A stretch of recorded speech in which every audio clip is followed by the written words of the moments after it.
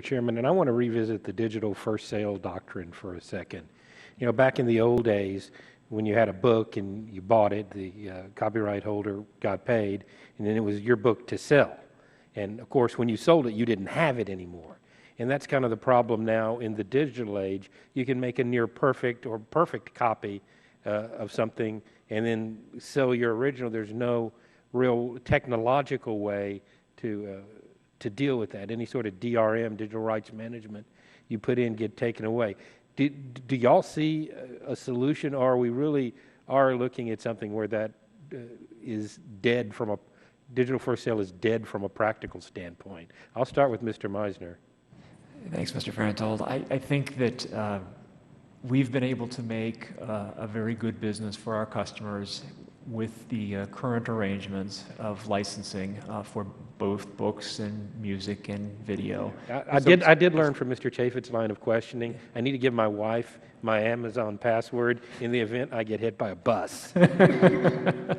Well, and she would have access to it. But again, that seems like a pretty extreme way to handle first sale. I do buy my MP3s from you because they don't come with any DRM. I've got offices in Corpus Christi and Washington on a laptop. I've run up against the 5 computer limit on iTunes, so you do have a competitive advantage there. But Mr. McCoskey, do you see a way to make the digital first sale work?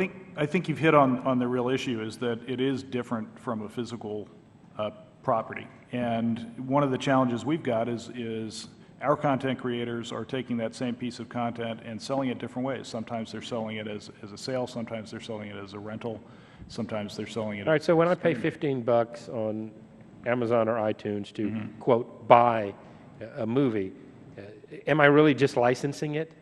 I think it depends on the actual terms on that sale, and I think that's going to vary widely from distributor to distributor. So I think this is going to be one of the topics that I think the committee is going to dig into in deeper hearings. Let's shift gears a little bit and talk about piracy. I kind of divide pirates into 3 different groups. Those that are out to try to make money from selling copyrighted content, kids who don't know any better, or at least say they don't know any better, and then ideologues who think all information should be free. Do you have any sort of breakdown as to the classes there? Where, if we were finding a solution, as Chairman Issa has suggested in his going after the financial end of it, is that going to solve the problem substantially for you? Or are we going to still have a problem with the ideologues and the kids? I mean, we go after all of the problems, and I think the problems as you go after them, they tend to morph, and the shift goes from one to another. If there's piracy out there, we're going to continue to go after it, and going after the folks that are making money on it is a good way to go. But those are the clear, the clear bad actors, and would seem to be the low-hanging fruit.